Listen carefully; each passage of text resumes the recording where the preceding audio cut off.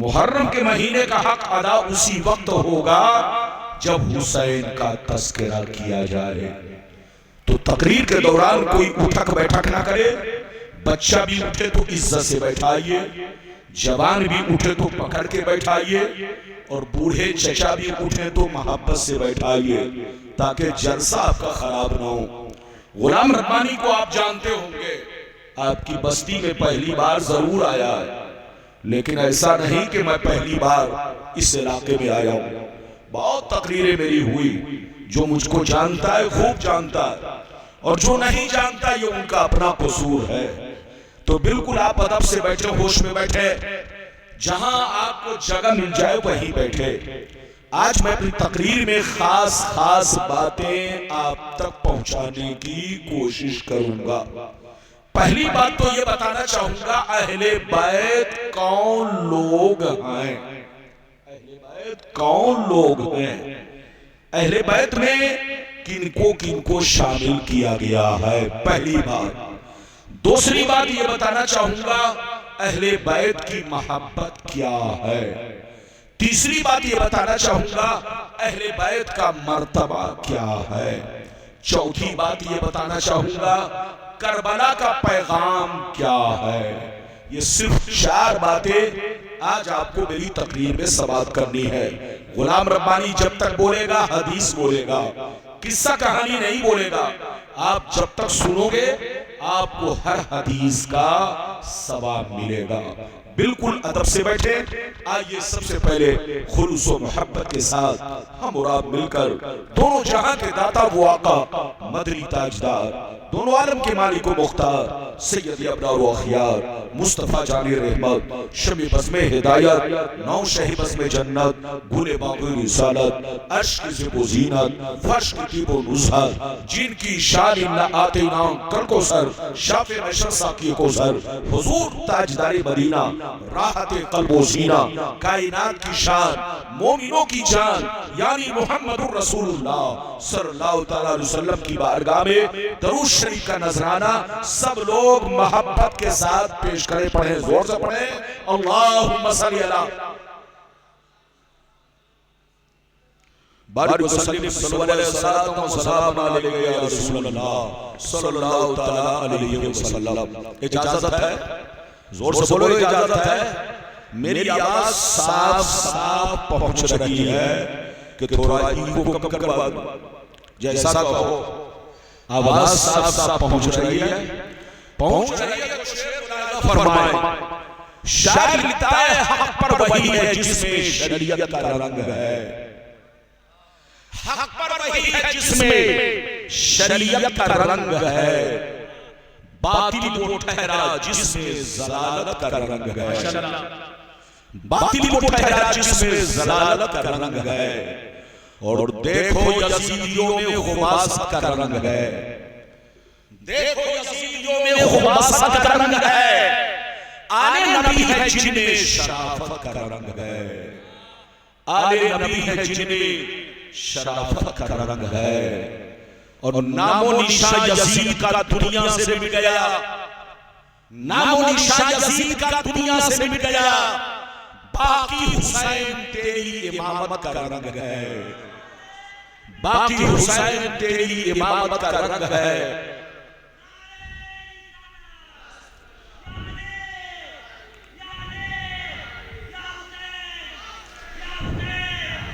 बाकी हुसैन तेरी इमामत का रंग है।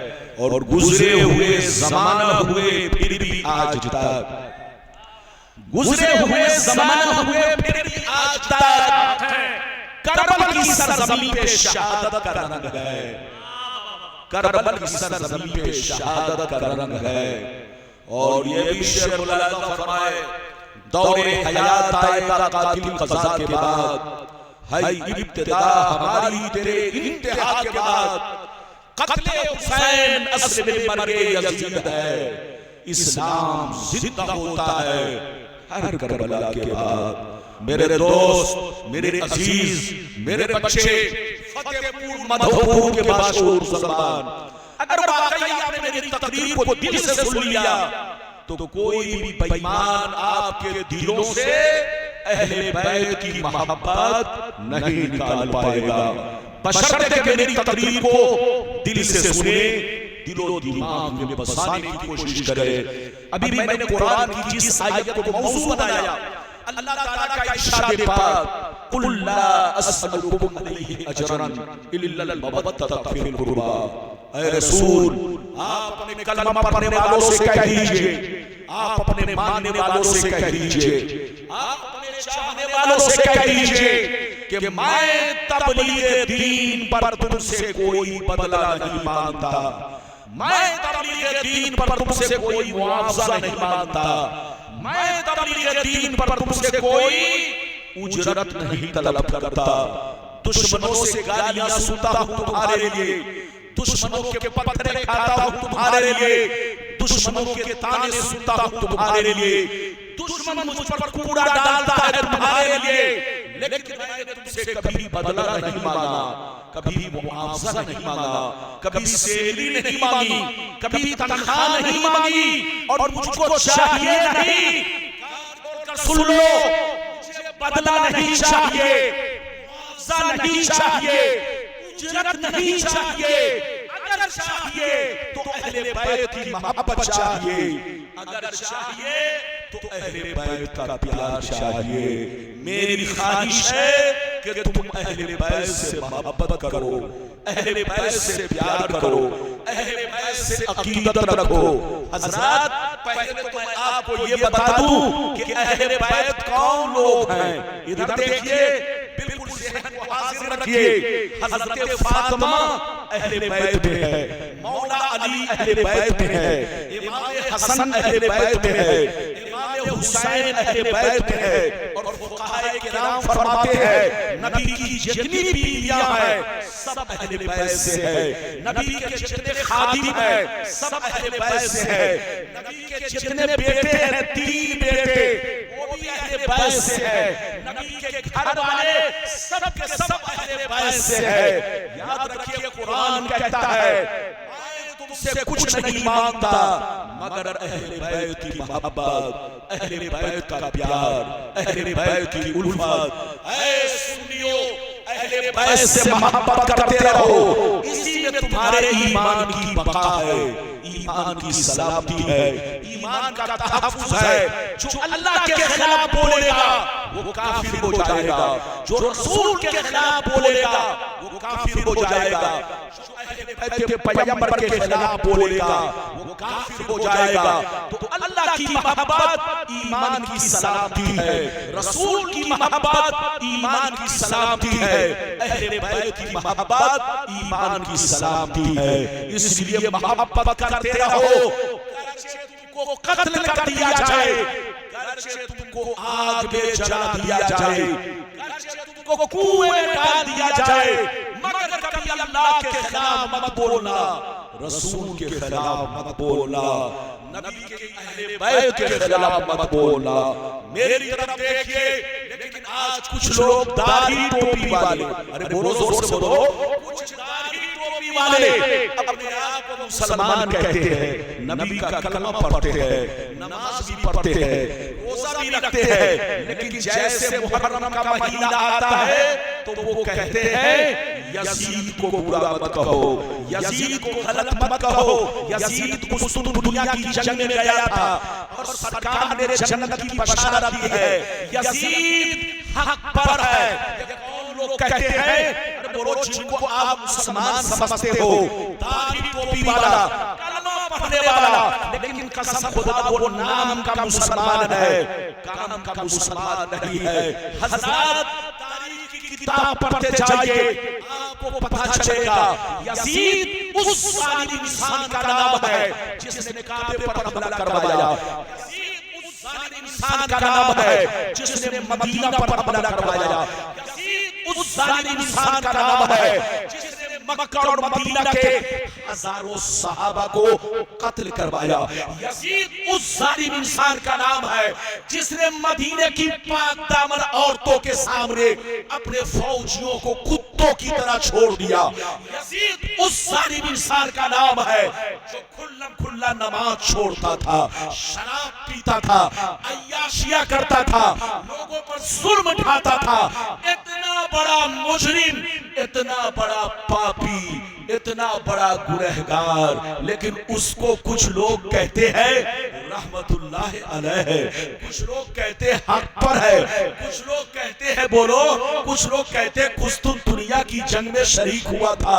अब पगला कान खोलकर सुन लो, याद रखो, तारीख की किताब पढ़ो, सारी दुनिया के उलमा एक तरफ है, सबका यही कहना है यजीद गलत है।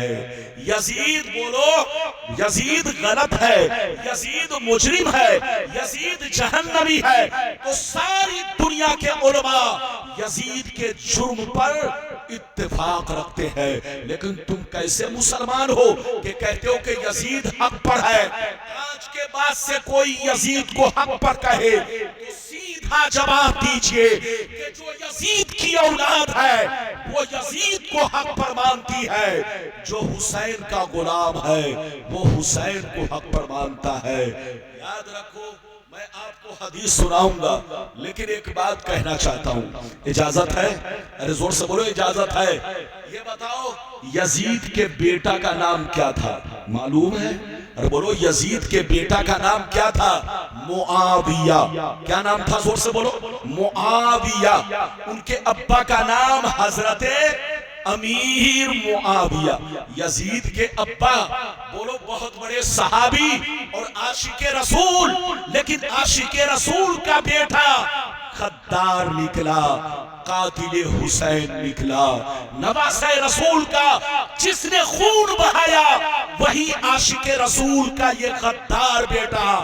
वली के घर में जैसे शैतान होता है, एक कहावत है ना, वली के घर में शैतान, तो बाप वली, बाप सहाबी, बाप आशिके रसूल, लेकिन बेटा कातिले हुसैन, कातिले नवासे रसूल। मेरी तरफ देखिए, यजीद के बेटा का नाम मुआविया है। क्या नाम है? जोर से बोलो। यजीद के बेटा का नाम मुआविया। जब यजीद मरने लगा, यजीद जब मरने लगा तो लोगों ने उसके बेटा को बाप की कुर्सी पर बैठाना चाहा, बाप की कुर्सी पर बैठाना चाहा। तो बेटा ने कहा, सुनिए, बेटा ने कहा उस कुर्सी को मैं पसंद नहीं करता जिस कुर्सी पर बैठकर नबी की आल का खून बहाया गया है, नबी के नवासे को कत्ल किया गया है, उस कुर्सी को मैं पसंद नहीं करता, मैं लात मारता हूं। अब आप फैसला करो, यजीद का अपना बेटा बाप को गलत कह रहा है, लेकिन डुप्लीकेट बेटा बाप को हक पर मान रहा है। अरे अपना बेटा, असली बेटा बाप को गलत कहता है, और जो डुप्लीकेट है वो कहता है यजीद हक पर है।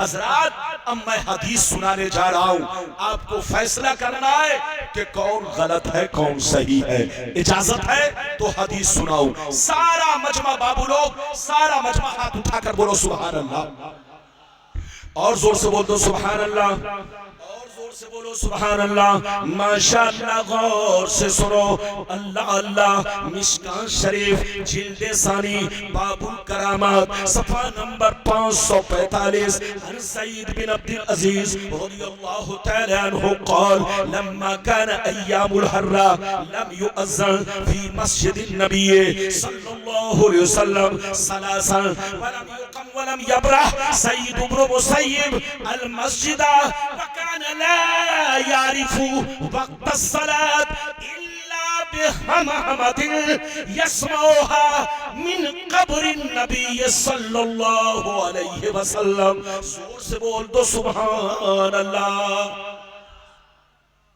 बहुत शानदार हदीस मैंने सुनाई, ये मिशकात शरीफ सफा नंबर 545 पर है। सईद बिन अब्दुल अजीज कहते हैं कि जब यजीद ने मदीना पर हमला करवाया, अरे बोलो, करबला के वाकया के बाद, और से सुनिए, करबला के वाकया के बाद मक्के वालों ने यजीद की बैअत को तोड़ दिया। मक्के वालों ने, मदीने वालों ने यजीद की बैअत तोड़ना शुरू कर दिए। जब शुरू कर दिए तो यजीद ने अपने फौजियों के जरिए मक्के पर चढ़ाई की, मदीने पर चढ़ाई की और लोगों को जबरन अपनी बैअत पर बोलो कायम रहने का हुक्म दिया। आर्डर किया कि जो यजीद की बैअत तोड़ेगा उसको कत्ल कर दिया जाएगा, जो यजीद की बैअत कायम रखेगा उसको छोड़ दिया जाएगा। यजीद ने मक्के पर चढ़ाई की, मदीने पर चढ़ाई की, मक्के के हजारों सहाबा को कत्ल करवाया, मदीने के सहाबा को कत्ल करवाया, मदीने की औरतों की इज्जत व आबरू पर हमला करवाया। मस्जिद नबवी में 3 दिन तक घोड़े बंधवाए, जोर से बोलो, मस्जिद नबवी में 3 दिन तक घोड़े बंधवाए, घोड़ों से पखाना पेशाब करवाया, गंदगी फैलाई गई, अजान बंद रही, नमाज बंद रही। 3 दिन तक मस्जिद नबवी में कोई नमाज पढ़ने नहीं गया, कोई अजान देने नहीं गया, न जमात हो सकी न नमाज हो सकी। 3 दिन तक मस्जिद नबवी में घोड़े बंधे रहे और जितने यजीदी थे वो जूता पहनकर मस्जिद नबवी में फैलाकर सोते रहे।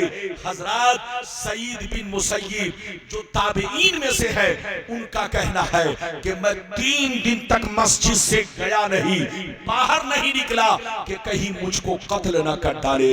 हजरत सईद बिन मुसय्यिब कहते हैं कि 3 दिन तक मस्जिद नबवी में एक कोने में मैं छुप कर रहा, लेकिन मैंने नमाज नहीं छोड़ी। कोई नमाज पढ़ने तो नहीं आया, अजान नहीं हुई, 3 दिन तक कर्फ्यू जैसा माहौल रहा, कोई मस्जिद में नहीं आया, लेकिन मैंने नमाज नहीं छोड़ी।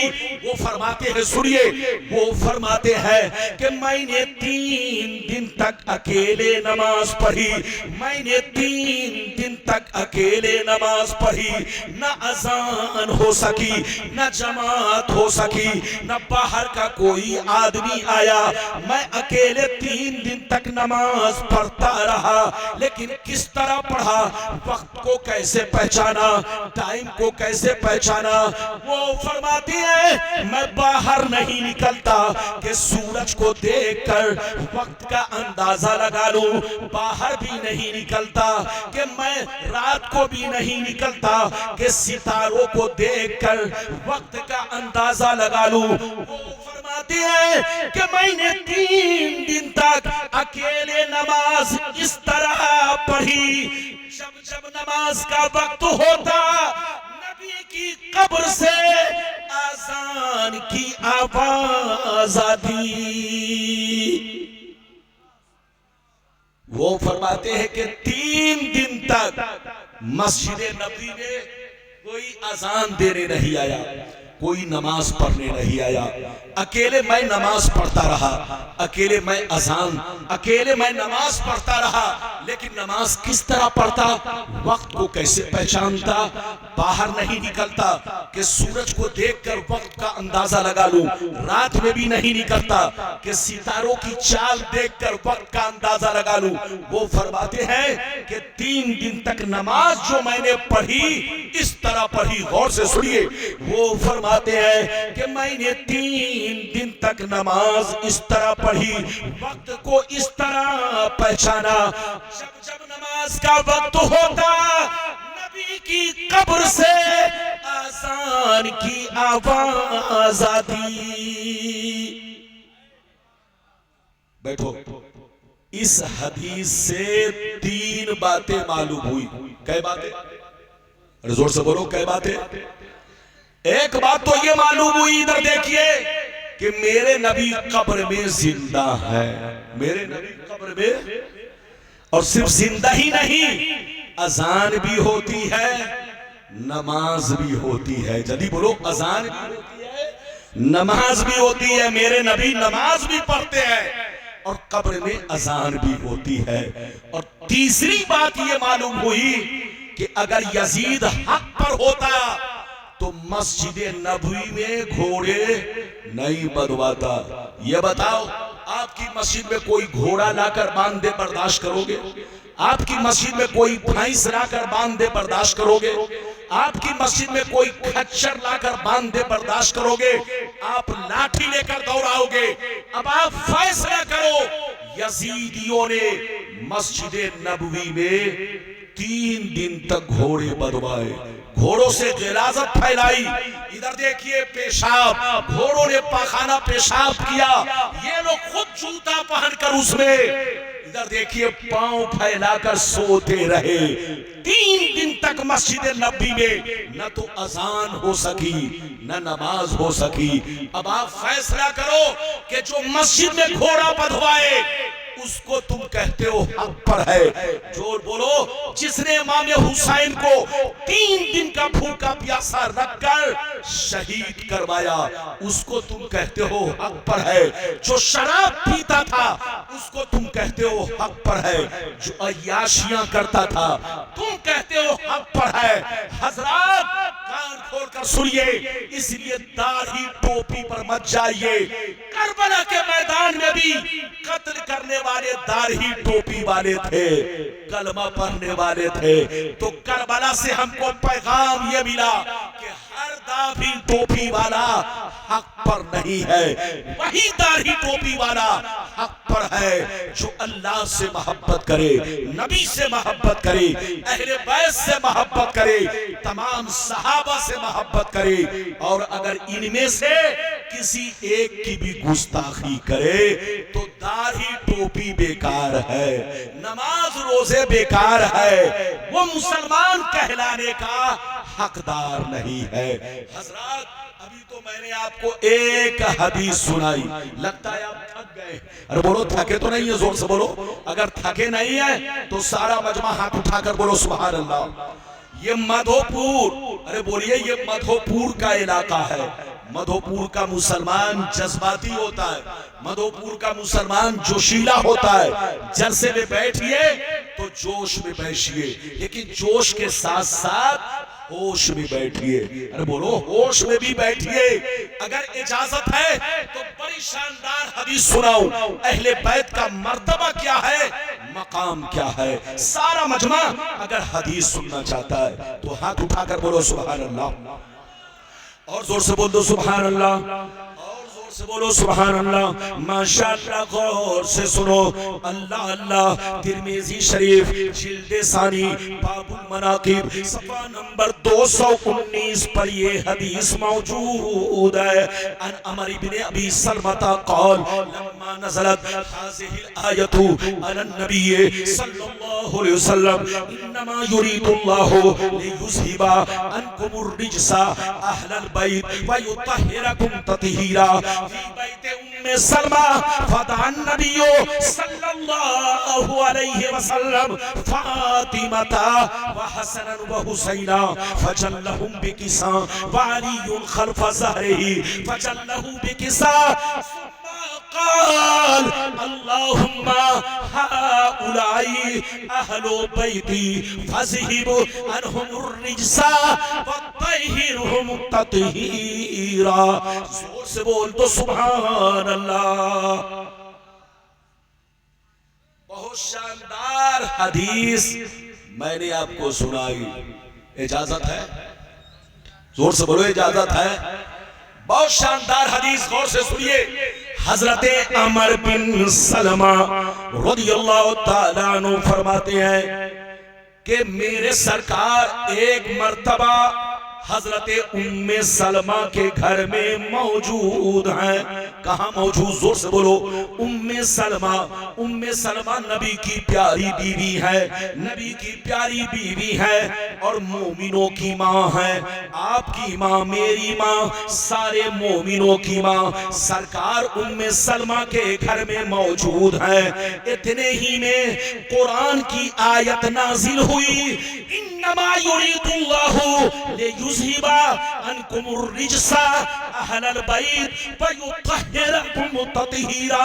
जब कुरान की आयते तत्हीर, आयते अहले बैत उम्मे सलमा के घर में नाजिल हुई तो मेरे नबी ने फातिमा को बुलाया, हसन हुसैन को बुलाया, मौला अली को बुलाया। बुलाने के बाद इरशाद फरमाया, अली बैठ जाओ, ऐ फातिमा बैठ जाओ, ऐ हसन हुसैन बैठ जाओ।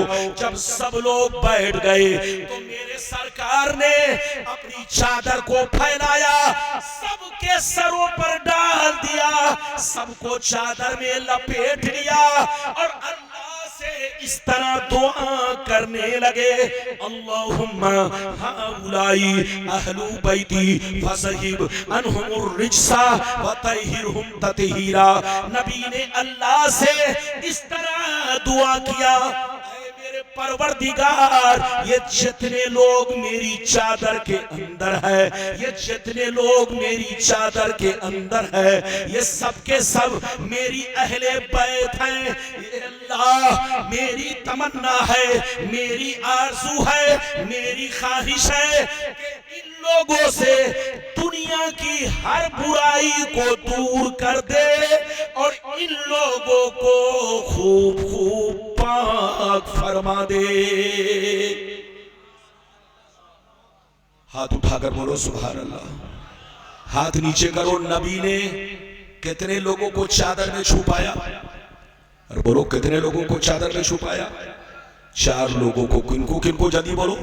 हजरत अली, हजरत फातिमा, हजरत इमाम हसन, हजरत इमाम हुसैन, चारों को चादर में छुपाया। छुपाने के बाद क्या किया? नबी ने अल्लाह से दुआ किया, ये अल्लाह ये सारे के सारे मेरी अहले बैत है। क्या कहा? जल्दी बोलो। या अल्लाह ये सारे के सारे मेरी अहले बैत है। मेरी तमन्ना है कि इन लोगों से दुनिया की हर बुराई को दूर कर दे और इन लोगों को खूब खूब पाक कर दे। तो अब सीने पर हाथ रखकर बताओ, जिसके लिए नबी दुआ किए हो वो गलत हो सकता है? बोलो। जिनके पाकी का खुतबा कुरान पढ़ना हो वो गलत हो सकता है? जिनके पाकी की शहादत हदीस दे रही हो गलत हो सकता है? नहीं। लेकिन कुछ नापाक लोग कहते हैं यजीद हक पर है। याद रखिए हजरात, अब आपको फैसला करना है कि हम कुरान को माने कि शैतान को माने, हम हदीस को माने कि किसी खबीस को माने। हम मुसलमान हैं, हमारा कुरान पर ईमान है। हम मुसलमान हैं, हमारा हदीस पर ईमान है। हमारा ईमान है कि नबी पाक, नबी का सारा घराना पाक, और जो उनके खिलाफ बोले उनका दिल भी नापाक, दिमाग भी नापाक, उनका अकीदा भी नापाक है। ऐसे नापाक लोगों से दूर रहिए, सुन्नी बनकर रहिए। आज जो हमारी लड़ाई चल रही है, मुर्गा मछली की लड़ाई नहीं है, पुलाव चुलाव बिरयानी की लड़ाई नहीं है, दाढ़ी टोपी की लड़ाई नहीं है, मस्जिद के मिंबरों मेहराब की लड़ाई नहीं है। दुनिया कहती है कि सुन्नी मौलवी हमारे खिलाफ बोलता है। आप उनसे कह दो कि सुन्नी मौलवी सबके खिलाफ नहीं बोलता, उसके खिलाफ बोलता है जो मेरे मुस्तफा के खिलाफ बोलता है, उसके खिलाफ बोलता है जो अहले बैते रसूल के खिलाफ बोलता है, उसके खिलाफ बोलता है जो किसी सहाबी के खिलाफ बोलता है। मगर जो मोहब्बत करता है, हम मोहब्बत करते हैं। हम ये नहीं देखते बरेली का कौन है, हम ये नहीं देखते कचौछा का कौन है, हम ये नहीं देखते अजमेर का कौन है, हम ये नहीं देखते मक्का मदीना का कौन है। चाहे वो जहां का रहने वाला हो, अगर मोहब्बत करता है तो सीने में बसा लेते हैं, और खिलाफ बोलता है तो जूतियों की ठोकर से मार देते हैं। याद रखिए, हमारा उसी से रिश्ता है जिसका रिश्ता अल्लाह रसूल से है। हमारा उसी से रिश्ता है जिसका रिश्ता सहाबी से भी है, और अहले बैत से भी है। अभी तो मैंने 2 हदीस सुनाई, जल्दी इनको बैठाइए। लगता है ये कमेटी के सेक्रेटरी मालूम हो रहे हैं। अरे बोलो जनाब, बैठिए, बिल्कुल अदब से बैठिए। इजाजत है तो मैं तीसरी हदीस सुनाऊं, आप जाएंगे नहीं। जम के आपको मेरे बाद अख्तर काशिफ और जनाब अजमत रजा भागलपुरी, याद रखिए पूरे भारत में इन्होंने अभी धूम मचा रखा है।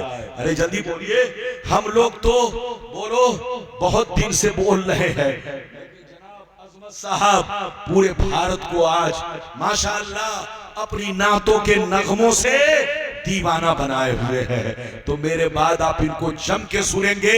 इजाजत दीजिए तो मैं तीसरी हदीस सुनाता हूं। कलेजा दहल जाएगा, कलेजा, लेकिन ऐसे नहीं सुनाऊंगा। सारा मजमा बाबू लोग हाथ उठाकर बोलो सुभान अल्लाह, और जोर से बोलो सुभान अल्लाह, और जोर से बोलो सुभान अल्लाह। माशाअल्लाह, गौर से सुनो। अल्लाह अल्लाह। तिरमिजी शरीफ जिल्द सानी बाबुल मनाकिब सफा नंबर 220 पर ये हदीस मौजूद है। अन इब्ने अब्बास रज़ियल्लाहु तआला अन्हु क़ाल क़ाल रसूलुल्लाह सल्लल्लाहु तआला अलैहि वसल्लम अहिब्बुल्लाह यग़ज़ुकुम मिन नियामी व अहिब्बुनी बिहुब्बिल्लाह व अहिब्बु अहला बैती बिहुब्बी।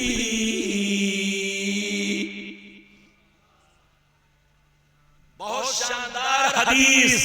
इधर देखिए, नबी ने फरमाया 3 मोहब्बतें मेन हैं। कै मोहब्बतें? बोलो दुनिया में कितनी मोहब्बतें? बोलिए दुनिया में कितनी मोहब्बतें मेन हैं? जल्दी बोलो। 3। इधर देखिए, मोहब्बत की तो बेशुमार किस्में है। अरे बोलो मोहब्बत की बेशुमार किस्में है। माँ बाप की मोहब्बत, बच्चों की मोहब्बत, बीवी की मोहब्बत, औलाद की मोहब्बत, पड़ोसी की मोहब्बत, भाई बहन की मोहब्बत, आलिम की मोहब्बत, पीरो मुर्शिद की मोहब्बत। दुनिया में मोहब्बत तो बेशुमार है। अरे बोलो, हर मोहब्बत का रंग अलग अलग और हर मोहब्बत का मिजाज अलग अलग है। लेकिन नबी क्या कहते हैं सुनिए। नबी फरमाते हैं कि दुनिया में मेन मोहब्बतें 3 है। मेन मोहब्बतें 3 है, जो सारी मोहब्बतों की जान है, जो सारी मोहब्बतों की रूह है, जो सारी मोहब्बतों की असल है। वो कितनी मोहब्बतें? जोर से बोलो। 3 मोहब्बतें। गौर से सुनिए।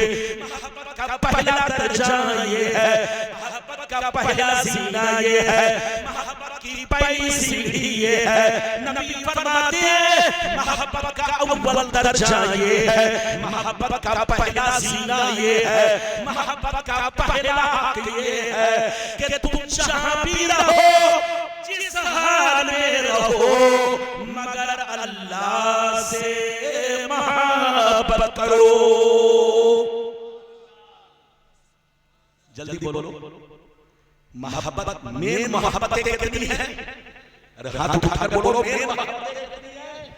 3। ये तीनों सीने में है तो माँ की मोहब्बत काम आएगी, बाप की मोहब्बत काम आएगी, पीर की मोहब्बत काम आएगी, आलिम उलमा की मोहब्बत काम आएगी। लेकिन अगर तीनों में से एक भी निकल जाए तो सारी मोहब्बतों पर पानी फिर जाए।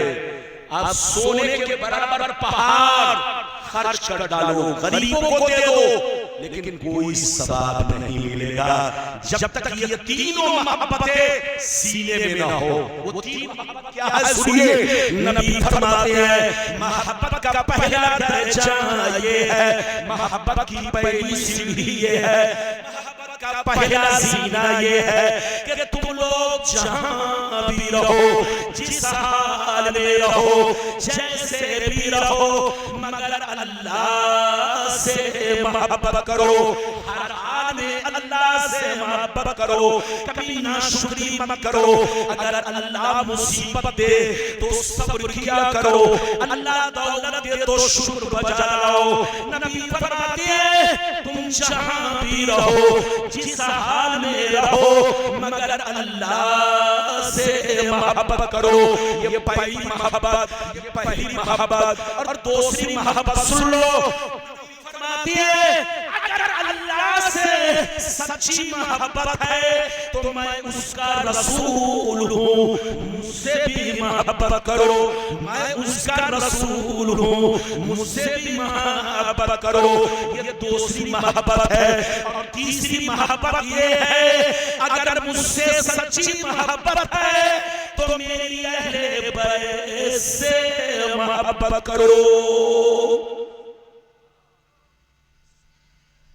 नबी फरमाते हैं ये तीन मोहब्बतें असल हैं।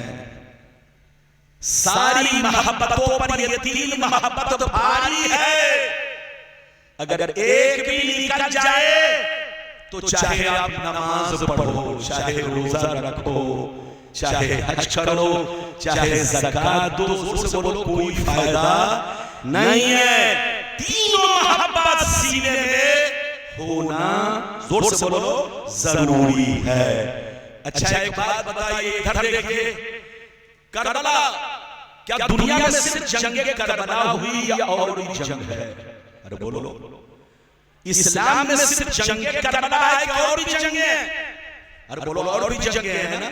क्या सिर्फ हुसैन शहीद हुए कि और भी मुसलमान शहीद हुए? शहीद हुए ना भाई। लेकिन बताओ इधर देखो, जंगे बदर में मुसलमान बोलो 313 थे, उसमें भी कुछ मुसलमान शहीद हुए। अरे बोलो, जंगे उहुद में मुसलमान शहीद हुए, जंगे खंदक में मुसलमान शहीद हुए, जंगे खैबर में मुसलमान शहीद हुए। लेकिन आप बताओ उन शहीदों का नाम क्यों नहीं लेते? उन शहीदों का तज़किरा क्यों नहीं करते? उन शहीदों की याद क्यों नहीं मनाते? आखिर हुसैन की याद क्यों मनाते हैं? हज़रात उसकी वजह ये है, दुनिया में जंगें तो बहुत हुई, ग़ज़वे तो बहुत हुए, लेकिन किसी ग़ज़वे में रसूल का खून नहीं बहाया गया। जंगे बदर में मुसलमान शहीद हुए, लेकिन बोलो नबी का खून नहीं बहाया गया। जंगे खैबर में मुसलमान शहीद हुए, लेकिन नबी का खून नहीं बहाया गया। जंगे उहुद में नबी के दंदाने मुबारक शहीद जरूर हुए, लेकिन नबी का खून नहीं बहाया गया। मगर करबला के मैदान में हकीकत में नबी का खून बहाया गया है। करबला के मैदान में हकीकत में नबी का खून बहाया गया है। इसलिए कि हुसैन की रगों में फातिमा का खून है और फातिमा की रगों में मुस्तफा का खून है। और जहां पे नबी के खून का एक कतरा गिरेगा, दीवाने कभी बर्दाश्त नहीं कर सकते, दीवाने अपनी जान देने के लिए तैयार होंगे। हज़रात, आज करबला को अहमियत इसीलिए हासिल है कि करबला के मैदान में जालिम यजीदियों ने बोलो तकलीफ जो पहुंचाई वो हुसैन को नहीं, हकीकत में नबी को तकलीफ पहुंचाई। उन जालिम यजीदियों ने फातिमा ज़हरा की बेटियों के सर से जो निकाब छीना, हिजाब उतारा, उनके हाथों में हथकड़ियां डाली, पांव में बेरे डाले, ऊंट की नंगी पीठ पर शाम और इराक के बाजारों में गली गली घुमाया, हुसैन के सर को नेज़े पर चढ़ाकर बोलो दमिश्क पहुंचाया, यजीद के दरबार में पहुंचा। ये सारे कारनामे बताओ फातिमा को तकलीफ दे है कि नहीं, मेरे रसूल को तकलीफ दे है कि नहीं? कसम खुदा, करबला के वाकया से दुनिया को क्या तकलीफ होगी? सबसे ज्यादा तकलीफ मुस्तफा को है, सबसे ज्यादा तकलीफ हजरत फातिमा ज़हरा को है, सबसे ज्यादा तकलीफ हजरत मौला अली को है।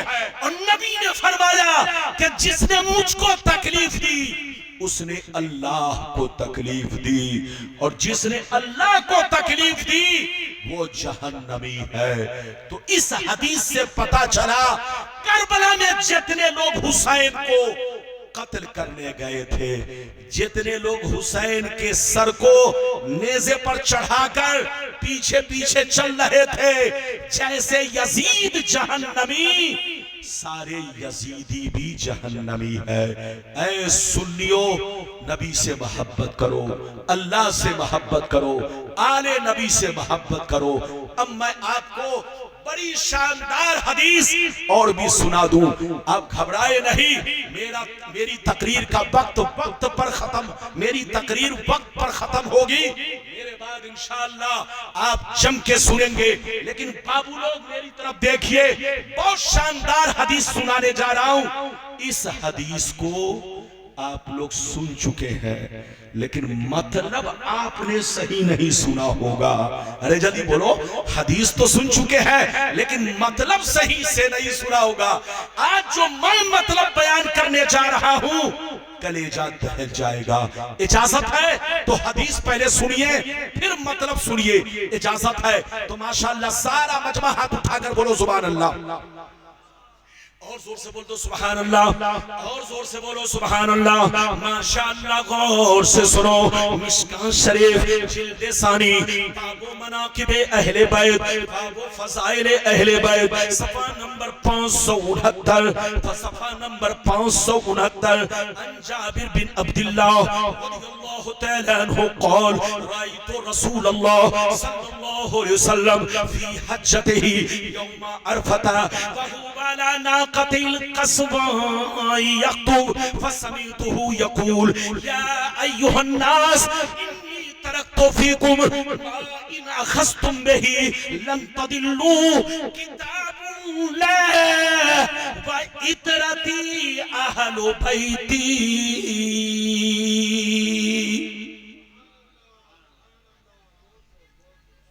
बहुत शानदार हदीस। चुपचाप बैठिए, तकरीर सुनना जरूरी है, मगर बोलो ना शरीफ सुनना जरूरी।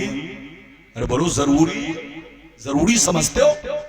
जरूरी का मतलब बगैर उसके काम ना हो। तकरीर सुनोगे तो जिंदगी में इनकलाब आएगा, तकरीर सुनोगे तो हलाल और हराम में फर्क मालूम होगा, तकरीर सुनोगे तो नाहक गलत सही में आपको इम्तियाज मिलेगा, अच्छे बुरे की तमीज मिलेगी। ना शरीफ भी सुनिए, लेकिन तकरीर सुनना बहुत जरूरी है ताकि आप सही रास्ते पर चल सके, उलमा की बातें आपके दिलों में उतर सके। मैंने आपको हदीस सुनाई, बहुत शानदार हदीस, सुनिए।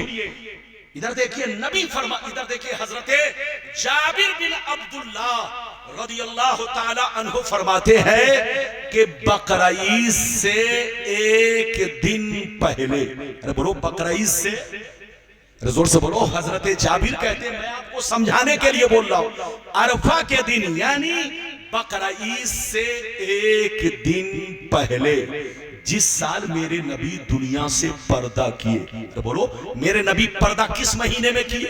रबीउल अव्वल शरीफ में। अरे बोलो मेरे नबी पर्दा किस महीने में किए? रबीउल अव्वल शरीफ में। जिस साल पर्दा किया उसी साल नबी ने हज किया। तो हज के दौरान अरफा के मैदान में, किसके मैदान में? अरफा के मैदान में, जहां हाजी लोग ठहरते हैं। इधर देखिए, वकूफे अरफा करते हैं 9 जिलहिज्जा को, यानी बकरीद से एक दिन पहले। जिस साल मेरे नबी ने हज फरमाया, इसी हज का नाम हज्जतुल वदा है। नबी ने हज किया और हज करने के बाद बकरीद से एक दिन पहले नबी ने ऊंटनी पर सवार होकर भरे मैदान में सहाबा को खिताब किया, तकरीर फरमाई, वाजो नसीहत किया, बड़ी लंबी तकरीर मैदान में किया। बकरा ईद से एक दिन पहले वकूफ अरफा में, इधर देखिए वकूफ अरफा के दरमियान 9 जिलहिज्जा को अपनी ऊंटनी पर सवार होकर मेरे नबी ने बड़ा लंबा खिताब फरमाया, बड़ी लंबी तकरीर फरमाई।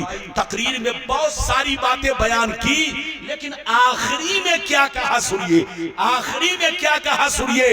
नबी ने इरशाद फरमाया, जाबिर कहते हैं नबी ने बड़ा लंबा खिताब फरमाया, बड़ी लंबी तकरीर फरमाई।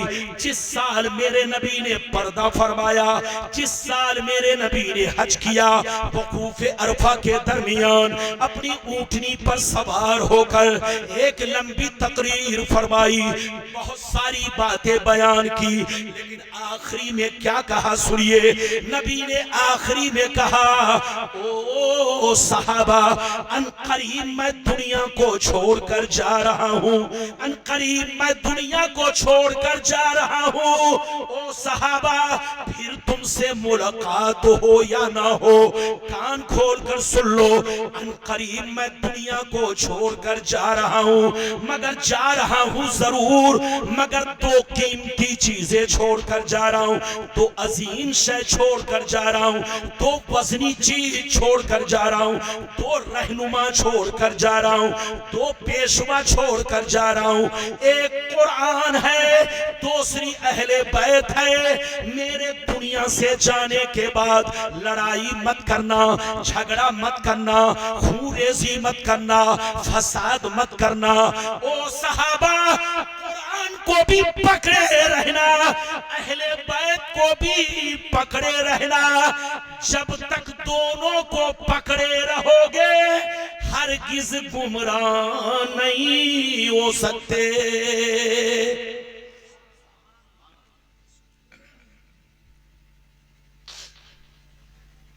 नबी ने ऊंटनी पर सवार होकर बड़ी लंबी तकरीर किया, बहुत सारी बातें बयान की। उसमें यह भी बयान किया क्या कि मैं 2 चीजें छोड़ रहा हूं, मैं दुनिया से जा रहा हूं, फिर मुलाकात हो या ना हो, तुम मुझको देखो या ना देखो, मैं दुनिया से जा रहा हूं, मगर 2 चीजें छोड़कर जा रहा हूं, एक कुरान, दूसरी अहले बैत। कुरान को भी पकड़े रहना और अहले बैत को भी पकड़े रहना। जब तक दोनों को मजबूती से पकड़े रहोगे तुम गुमराह नहीं हो सकते। हजरत, नबी ने दोनों को पकड़ने का हुक्म दिया। क्या कहा, जल्दी बोलो। नबी ने दोनों को पकड़ने का हुक्म दिया। इसका क्या मतलब है, इसका क्या मतलब है? तो मतलब आप सुनने के लिए तैयार हो जाइए, मेरी तरफ देखिए। नबी ने फरमाया कुरान को भी पकड़े रहना, अहले बैत को भी पकड़े रहना।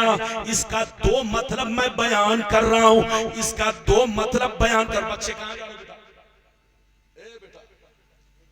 उठक बैठक मत करो, बड़ी कीमती बात है। इधर देखिए, बैठ जाइए, जल्दी बैठिए, बड़ी कीमती बात है। नबी ने क्या कहा?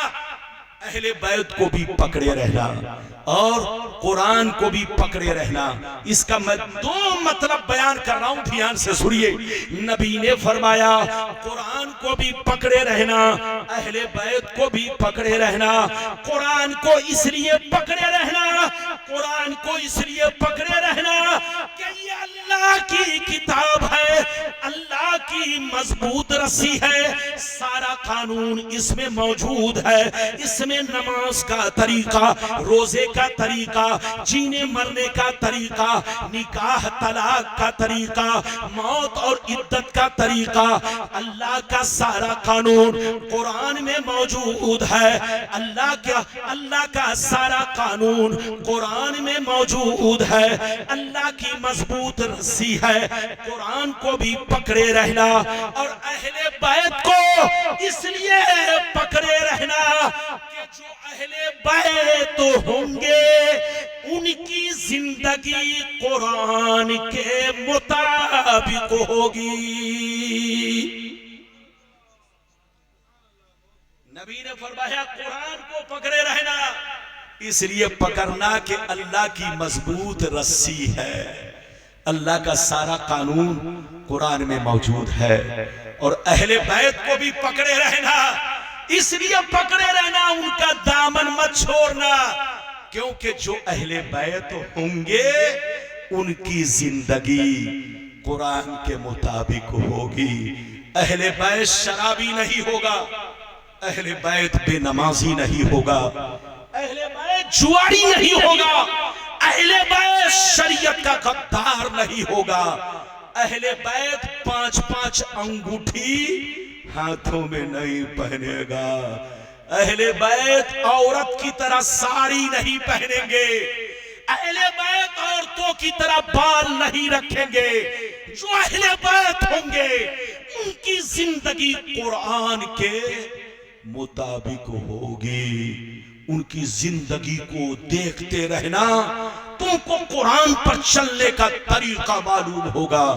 लेकिन आज के दौर में बड़े बड़े ढोंगी, बड़े बड़े मक्कार इस हदीस का गलत मतलब बयान करके 420 कहते करते हैं और कहते हैं अहले बैत को पकड़े रहो, अहले बैत को मत छोड़ो। अबे पगला, नबी ने 2 बातें बयान की कि कुरान को भी पकड़े रहना और अहले बैत को भी पकड़े रहना। नबी ने कुरान के साथ अहले बैत का तज़किरा किया और अहले बैत के साथ कुरान का तज़किरा किया। इसका मतलब अहले बैत में और कुरान में बड़ा गहरा रिश्ता होगा, बड़ी गहरी दोस्ती होगी, बड़ा गहरा ताल्लुक होगा। कुरान को पकड़ना क्योंकि अल्लाह की मजबूत रस्सी है, और अहले बैत को भी पकड़ना क्योंकि जो अहले बैत होंगे उनकी जिंदगी शरीयत के मुताबिक होगी। एक तो मतलब ये है, एक तो मतलब ये है, और दूसरा मतलब क्या है? नबी को मालूम था, नबी को मालूम था जैसे हुसैन पैदा हुए, जैसे हुसैन पैदा हुए, जैसे उनकी गोद में दिया गया, नबी रोने लगे। हजरते उम्मुल फजल कहने लगी, या रसूल अल्लाह क्यों रोने लगे? कहा, ऐ चची जान, अभी अभी जिब्रील ने मुझसे कहा, ये अल्लाह के रसूल, जिस नवासे की पैदाइश पर आप खुशी में झूम रहे हैं, आपके इस नवासे को आपकी उम्मत कत्ल कर डालेगी। अगर आप कहें तो उस सरजमीन की मिट्टी लाकर पेश करूं। नबी ने फरमाया, ठीक है, मिट्टी लाकर पेश करो। जिब्रील गए, करबला की मिट्टी लाकर नबी की बारगाह में पेश किया। नबी ने उम्मे सलमा को दे दिया। फरमाया, जिस दिन ये मिट्टी खून बन जाए तो समझ लेना नवासा शहीद हो गया। नबी को सब मालूम था। हुसैन की शहादत बचपन ही में मशहूर हो गई। अरे बोलिए, हुसैन की शहादत पैदा होते ही मशहूर हो गई कि एक ऐसा वक्त आएगा कि हुसैन को 3 दिन का भूखा प्यासा रखा जाएगा। हुसैन की नजरों के सामने उनके जवान अली अकबर बेटे को बेदर्दी से ज़बह किया जाएगा। हुसैन की नजरों के सामने उनके 6 माह के बच्चे अली असगर को पानी के बदले तीर चलाकर मारा जाएगा। हुसैन की नजरों के सामने उनके भाई अब्बास अलमबरदार के बाजू काट लिए जाएंगे। उनकी नजरों के सामने उनके खीमे में आग लगाई जाएगी। सब कुछ होगा। मेरे नबी को सब मालूम था। गौर से सुनिए, नबी को सब मालूम था। तो इस हदीस का दूसरा मतलब ये है, दूसरा मतलब ये है, नबी इस हदीस में हज्जतुल वदा के दरमियान तकरीर करते हुए करबला की तरफ इशारा कर रहे हैं, करबला की तरफ इशारा कर रहे हैं। ओ सहाबा, एक ऐसा वक्त आए आएगा कि लोग हुसैन का साथ छोड़ देंगे, हुसैन के साथ धोखा करेंगे, हुसैन के साथ फरेब करेंगे। उस वक्त तुम लोग कुरान को भी पकड़े रहना और मेरी अहले बैत को भी पकड़े रहना। जब तक दोनों को पकड़े रहोगे हरगिज गुमराह नहीं हो सकते। लगता है आप लोग थक गए, थके तो नहीं? 10-15 मिनट और बोलो या खत्म कर दूं? अरे बोलिए, इजाजत है? ऐसे नहीं है। टाइम बताइए। ये हजरत अल्लामा हाफिज कारी कमरुज़्ज़मान साहब मेरे दोस्तों में है, मेरे अजीज भी हैं, शहीदे भी हैं। इलाहाबाद की दाल रोटी खाकर कमरुज़्ज़मान साहब भी हाफिज बने, कारी बने और आज आपके इमाम हैं और जलसे के बहुत बड़े नकीब। और माशाअल्लाह आपके दिलों के अंदर है। ये मेरे भाई भी हैं, अजीज भी हैं, दोस्त भी हैं। मेरी तरफ देखिए, मैं आपको एक बात अर्ज कर दूं। इधर देखिए, एक बड़ी प्यारी हदीस, छोटी हदीस लेकिन मतलब बहुत ऊंचा है। मैं सुनाता हूं, कलेजा दहल जाएगा। सुनिए, बड़ी शानदार, गौर से सुनिए, गौर से सुनिए। लेकिन इस हदीस को सुनने से पहले, है तो छोटी हदीस लेकिन मतलब बहुत बुलंद है। लेकिन ऐसे नहीं सुनाऊंगा, हाथ उठाकर बोलो सुभान अल्लाह, और जोर से बोलो सुभान अल्लाह, और जोर से बोलो सुभान अल्लाह। माशाअल्लाह, गौर से सुन लो। मिशकात शरीफ जिल्द सानी बाबो फसाइल अहले बैत, सफा नंबर 572, सफा नंबर 572। अन अबी दर्दा रज़ियल्लाहु तआला अन्हु क़ाल क़ाल रसूलुल्लाह सल्लल्लाहु तआला अलैहि वसल्लम अहलु बैती कसफीनतिन नूह फमन रकिबहा फनजा वमन तखल्लफा अनहा फगरका। नबी ने इरशाद फरमाया कि मेरी अहले बैत नूह अलैहिस्सलाम की कश्ती की तरह है। मेरी अहले बैत नूह अलैहिस्सलाम की कश्ती की तरह है। जो इस पर सवार होगा वही पार होगा, और जो पार होगा वही जन्नत का हकदार होगा। नबी ने क्या कहा कि मेरी अहले बैत नूह अलैहिस्सलाम की कश्ती की तरह है। किसकी तरह?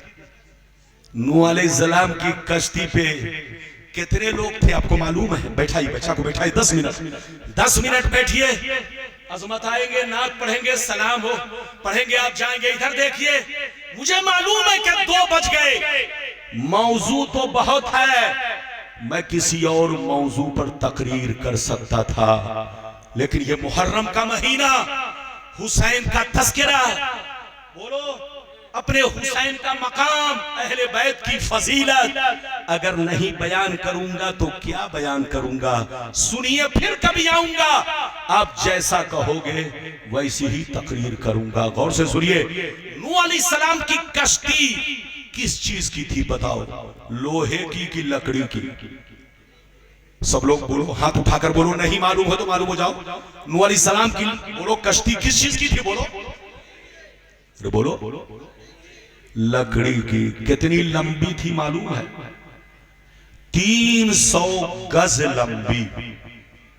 कितनी? फीट नहीं, 300 गज लंबी और 50 गज ऊंची। कै मंजिला थी? जल्दी बोलो। 3 मंजिल। गौर से सुनिए, बड़ा बहुत शानदार बात है। इधर देखिए, कै मंजिल? आज लोग पानी जहाज बना रहे हैं, सबसे पहले पानी जहाज नूह अलैहिस्सलाम ने तैयार किया, जिसको कश्ती कहते हैं। वो कितनी लंबी थी? जल्दी बोलो। 300 गज लंबी, 50 गज, जल्दी बोलो, उसकी हाइट थी, यानी ऊंची थी। उसमें 3 खाने थे, पहली मंजिल, दूसरी मंजिल, तीसरी मंजिल। पहली मंजिल में इधर देखिए कौन जानवर थे? शेर, चीता, भेड़िया, जो इंसानों को फाड़ डाले, जो इंसानों को देखकर भागे, वहशी जानवर, अरे बोलो वहशी जानवर, वो निचले हिस्से में थे और बीच वाले हिस्से में इधर देखिए गाय, बैल, भैंस, मुर्गा, मुर्गी, बकरा, बकरी, जो आदमी के बीच में रहते हैं वो बीच में थे। और तीसरी मंजिल पर नूह अलैहिस्सलाम ने अपने मानने वालों को बैठा रखा था। कितने मानने वाले थे जी बोलिए? 80 लोग। 2 मिनट चाय पिलाइए, लेकिन 2 मिनट के लिए सुन लीजिए, बड़ी शानदार। नूह अलैहिस्सलाम ने कितने लोगों को कश्ती में बैठा रखा था जी बोलो? सिर्फ 80 लोग, बाकी सारे लोग तूफान नूह में डूब गए। अच्छा ये बताओ तूफान नूह कब से शुरू हुआ था, कब खत्म हुआ, आपको मालूम है? नहीं मालूम है। इधर देखिए तूफान नूह पहली रजब से शुरू हुआ। कब से शुरू हुआ? रजब की पहली तारीख से शुरू हुआ और 10 दिन के अंदर इतना पानी बढ़ा, इतना पानी बढ़ा कि आला हजरत कहते हैं उस जमाने में जो सबसे ऊंचा पहाड़ था उससे 300 फीट ऊपर पानी चल रहा था। कितना फीट? उस जमाने में जो सबसे ऊंचा पहाड़ था उससे 300 हाथ ऊपर पानी चल रहा था। सारी दुनिया डूब गई, सारी दुनिया खत्म हो गई। वही लोग बच गए जो नूह अलैहिस्सलाम की कश्ती में थे, चाहे जानवर हो चाहे इंसान हो, सब के सब नूह अलैहिस्सलाम की कश्ती में जितने लोग थे वो सब के सब बच गए।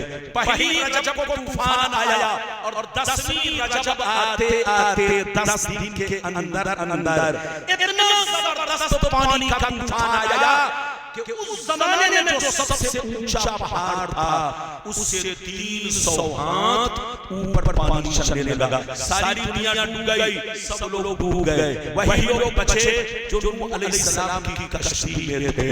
गौर से सुनिए, नूह अलैहिस्सलाम की कश्ती में थे।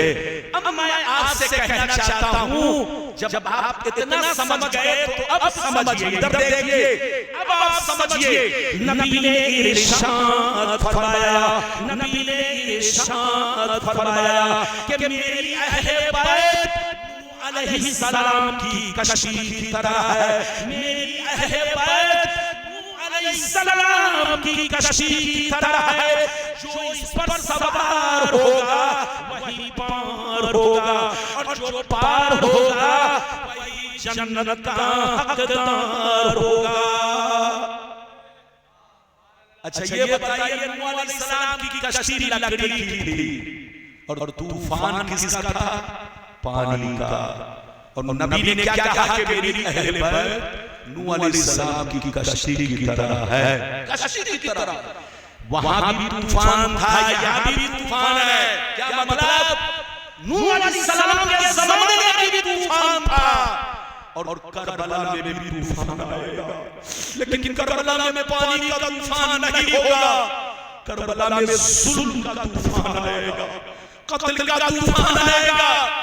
मेरे जितने जानसार होंगे, मेरे जितने अहले बैत होंगे, एक एक करके सिवाय आबिदीन के, ज़ैनुल आबिदीन के सबको कत्ल कर दिया जाएगा। तो नूह अलैहिस्सलाम की कश्ती में, नूह अलैहिस्सलाम के ज़माने में जो तूफान आया वो पानी का तूफान था, लेकिन करबला में जुल्म का तूफान आएगा। लेकिन कश्ती चलेगी, वहां लकड़ी की कश्ती थी, यहाँ शरीयत की कश्ती होगी, यहाँ कुरान की कश्ती होगी, यहाँ हदीस की कश्ती होगी। और से सुनिए, नबी फरमाते हैं कि मेरी अहले बैत नूह अलैहिस्सलाम की कश्ती की तरह है। जो इस पर सवार होगा वही पार होगा और जो पार होगा वही जन्नत का हकदार होगा। इस हदीस से पता चला कि जो हुसैनी है वो सब जन्नती है। अच्छा हाथ उठाकर बताओ, हम लोग जितने लोग बैठे हैं सब हुसैनी हैं कि नहीं? और बोलो हाथ उठाओ और नारा लगाइए, जल्दी से लगाइए। नारे रिसालत, ज़िक्र-ए-शुहदा-ए करबला। फतेहपुर, नारे तकबीर। माशाअल्लाह, इधर देखिए, हमारे बच्चों ने इस छोटी सी बस्ती में बहुत बड़ा जलसा कराया। इस गांव के लोग बड़े मुबारकबाद, मधोपुर के मुसलमान बड़े काबिल मुबारकबाद है। इस बरसात के महीने में हुसैन की याद में माशाअल्लाह इस छोटी सी बस्ती में बहुत बड़ा जलसा आपने कराया। मेरी दुआ है जलसे की बरकत से अल्लाह सबकी बोलो रोजी में बरकत अता फरमाए, सबके कारोबार में बरकत अता फरमाए। जितने नौजवानों ने इस जलसे में मेहनत किया, चंदा दिया, सुनने आए, अल्लाह सबके कारोबार में खूब तरक्की अता फरमाए। बस चलते चलते एक हदीस सुनाकर तकरीर खत्म करता हूं, लेकिन ऐसे नहीं सुनाऊंगा, बड़ी शानदार हदीस। सारा मजमा आकर बोलो सुभान अल्लाह, और जोर से बोलो सुभान अल्लाह, सुभान अल्लाह। माशाअल्लाह, गौर से सुन लो। मिशकात शरीफ, जोर से बोलो मिशकात शरीफ, जिल्द सानी, बाब मनाकिब अहले बैत, सफ़ा नंबर 517, सफ़ा नंबर 571, तिरमिज़ी शरीफ, जिल्द सानी, बाब मनाकिब, सफ़ा नंबर 217 पर ये हदीस मौजूद है। उसामा बिन ज़ैद तरकतु नबिया सल्लल्लाहु अलैहि वसल्लम ज़ात लैलतिन फी मंज़िल हाजती फखरज नबिय्यु सल्लल्लाहु अलैहि वसल्लम व हुवा मुश्तमिलुन अला शैइन ला अदरी मा हुवा फलम्मा फरगतु मिन हाजती क़ुल्तु मा हाज़ा लज़ी अंत मुश्तमिलुन अलैहि फकशफहु फ़इज़ा हसनुन व हुसैनुन अला वरिकैहि हसन इब्नया फबनकी अल्लाहुम्मा इन्नी उहिब्बुहुमा हिब्बहुमा हिब्बा मैं उहिब्बुहुमा। जोर से बोल दो सुभान अल्लाह।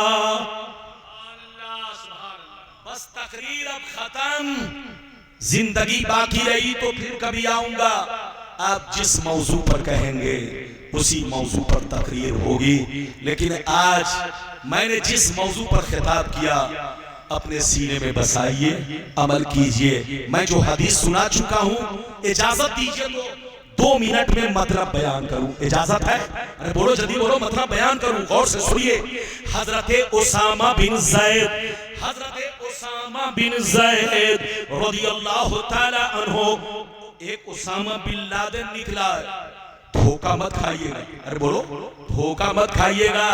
उसामा बिन लादेन, जल्दी बोलो, वो पक्का वहाबी है।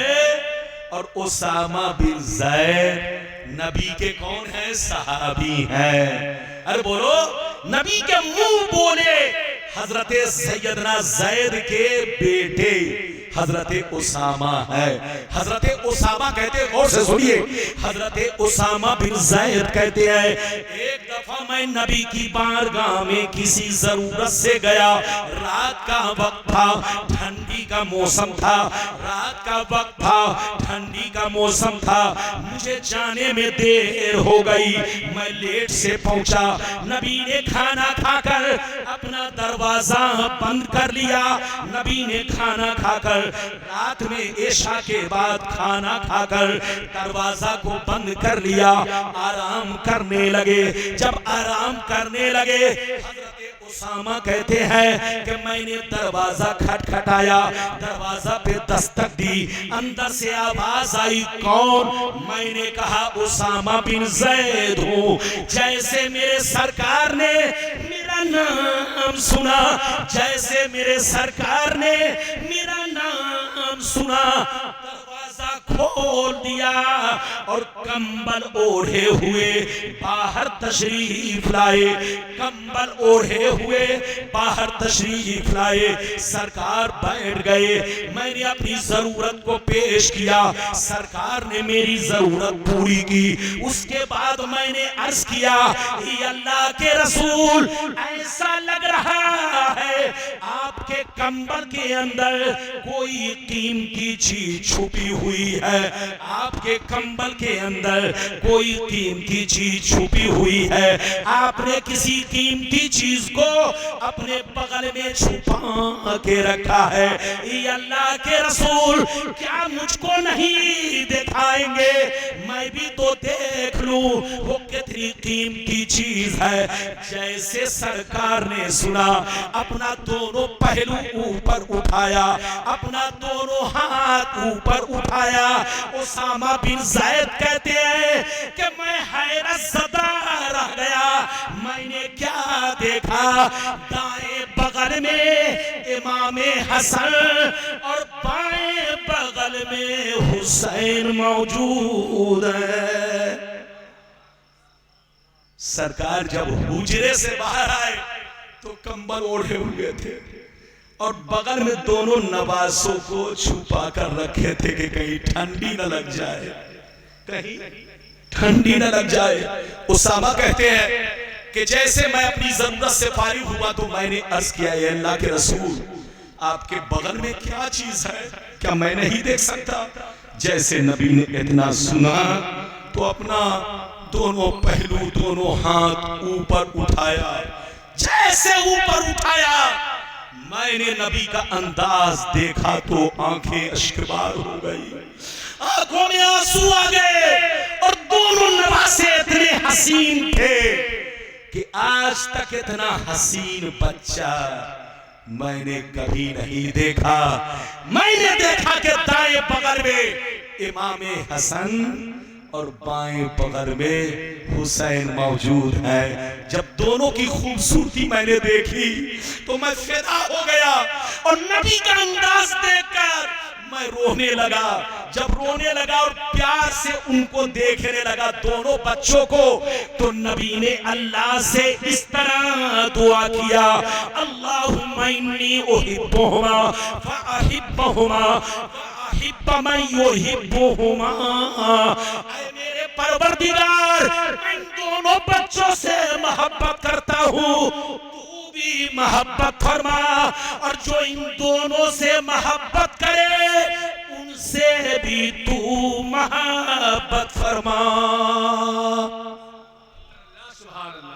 इस हदीस से पता चला कि जिसको हसन हुसैन से मोहब्बत होगी उनको नबी से मोहब्बत होगी, और जिनको नबी से मोहब्बत होगी उनको खुदा से मोहब्बत होगी, और जिनको खुदा से मोहब्बत हो वही सच्चा मुसलमान, वही पक्का मुसलमान, वही अच्छा मुसलमान, वही जन्नती मुसलमान।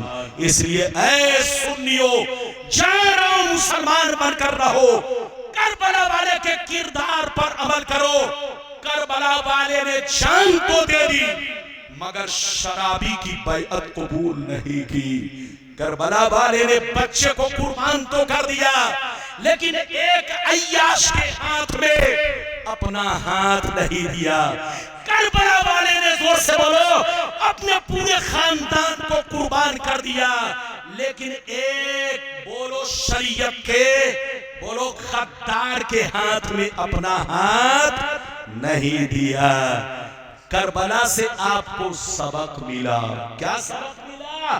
कि अगर कोई मोहल्ले में मुखिया के लिए खड़ा हो, सरपंच के लिए खड़ा हो, एमएलए के लिए खड़ा हो, एमपी बनने के लिए खड़ा हो, तो याद रखो अगर वो खड़ा होने वाला शराबी है, जुआरी है, चोर है, डकैत है, कातिल है, गुंडा है, अगर आपने उसको वोट दिया, उसका सपोर्ट किया, तो गोया आप हुसैन को तकलीफ पहुंचा रहे हैं। क्योंकि हुसैन ने यजीद का सपोर्ट नहीं किया, यजीद की हिमायत नहीं की, क्योंकि यजीद शराबी था, यजीद फासी को फाजिर था, यजीद अय्याश था, यजीद खुल्लम खुल्ला नमाज छोड़ा करता था। हुसैन ने ऐसे आदमी के हाथ में हाथ नहीं दिया, उसको ऊंट नहीं दिया,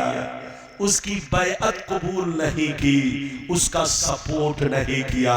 तो आपको भी ये करबला वाले ने पैगाम दिया कि तुम भी अगर अपना रहबर चुनो, अपने मोहल्ले का सरदार चुनो, अपना मुखिया चुनो, अपना सरपंच चुनो, अपना एमएलए और एमपी चुनो, तो खबरदार किसी चोर डकैत को मत चुनना, शराबी जुआरी को मत चुनना, गुंडे बदमाश को मत चुनना, वरना खबरदार ये 5 साल तक जितना पाप करेंगे उसका गुनाह तो उसको होगा ही, उसका गुनाह उनको भी होगा जिन्होंने वोट देकर उनको जिताया है। उसके गुनाह में हिस्सेदार वो लोग भी होंगे जिन्होंने उनका सपोर्ट किया, जिन्होंने उनकी हिमायत की। तो खबरदार एमएलए एमपी आज हमारे मुल्क में, आखिर बोलो गरीबों का हक क्यों मारा जा रहा है? अरे बोलो, मुल्क में न सही रोड बन पा रहा है, जल्दी बोलो, न सही सड़क बन पा रही है, न सही नाली का काम हो पा रहा है, न गांव के गरीबों तक हक पहुंच रहा है, क्योंकि आपने जिसको एमएलए बनाया है वो पहले ही से चोर डकैत था। आपने जिसको एमपी बनाया वो पहले ही से चोर डकैत था। आपने जिसको मुखिया और सरपंच बनाया वो पहले ही से चोर डकैत था। उसको चोरी करने की आदत पड़ी है, वो आपका हक आप तक कैसे पहुंचाएगा? यही वजह है कि रोड 2 साल में खराब हो जाती है, नाली 2 साल में डैमेज हो जाती है, गांव के गरीब गुरबा, अरे बोलो, सिसकियां ले रहे हैं, कोई आंसू पोंछने वाला नहीं है। क्यों? इसलिए कि गवर्नमेंट आपको दे रही है, लेकिन आपका हक सही से आप तक नहीं पहुंच रहा है। गवर्नमेंट कहती है सड़क इस तरह बनाओ कि 20 साल तक हाथ ना लगाना पड़े।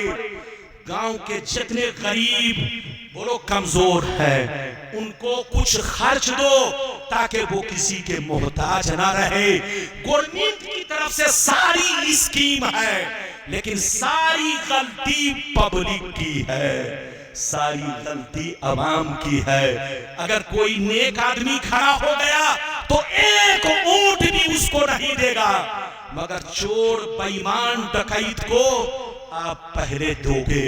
कसम खुदा, चोर डकैत को जिताना ये करबला वालों के, अरे बोलो, करबला वालों को, करबला वाले हुसैन को तकलीफ पहुंचाना है।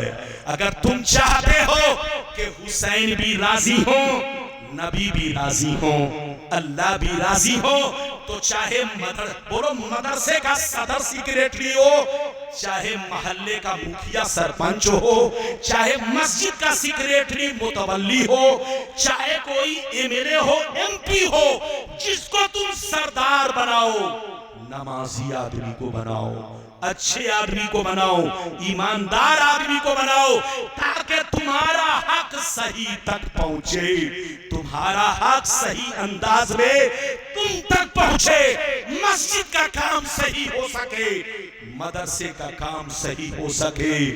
ये ना हो कि मदरसे में घोटाला हो, घोटाला करेगा सेक्रेटरी, बदनाम होंगे मौलाना, घोटाला करेगा खजानची, बदनाम होंगे इमाम साहब। इसलिए याद रखिए, हुसैन को राजी करना है, अल्लाह को राजी रखना है, नबी को राजी रखना है, तो अच्छे लोगों का इंतखाब करो। आज भी हो जो बराहीन सा ईमा पैदा आग कर सकती है अंदाजे गुलिस्ता पैदा, हक पर वही है जिसमें शरीयत का रंग है, बातिल वो ठहरा जिसमें जलालत का रंग है। दौरे हयात आएगा, कातिल कज़ा के बाद है इब्तिदा हमारी, तेरे इंतहा के बाद कत्ले हुसैन, असल में मर्गे यजीद है। इस्लाम जिंदा होता है हर करबला के बाद। एक बात ध्यान दीजिए, एक बात, 1 मिनट की, 1 मिनट की बात। आपका कुरान कहता है वला ताबनु अलल इस्म वल उदवान। अल्लाह ताला फरमाता है ईमान वालों, गुनाह और जुल्म पर किसी का सपोर्ट मत करो। क्या कहा? गुनाह और जुल्म पर किसी का सपोर्ट मत करो, उसकी मदद मत करो, उसका साथ मत दो। चोरी करना गुनाह, चोर का साथ देना भी गुनाह। डाका डालना गुनाह, डाका का साथ बोलो साथ देना भी गुनाह। डांस करना गुनाह तो डांस देखना भी गुनाह। नाच करना गुनाह तो नाच देखना भी गुनाह। शराब पीना गुनाह तो शराब की फैक्ट्री खोलना, शराब की दुकान खोलना ये भी गुनाह। अल्लाह फरमाता गुनाह और जुल्म पर किसी का सपोर्ट मत करो, वरना वो जितने दिन तक गुनाह करेगा उसके हिस्सेदार भागीदार तुम भी रहोगे। इसलिए होश में रहो। अल्लाह आपको सलामत रखे, अल्लाह जलसे को कबूल फरमाए, अल्लाह सबका आना, मेरा आना, आपका आना कबूल फरमाए। इंशाअल्लाह फिर कभी आऊंगा, आप जिस मौजू पर कहोगे उसी मौजू पर तकरीर होगी। आज जो कुछ भी मैंने बयान किया दिल में बसाइए।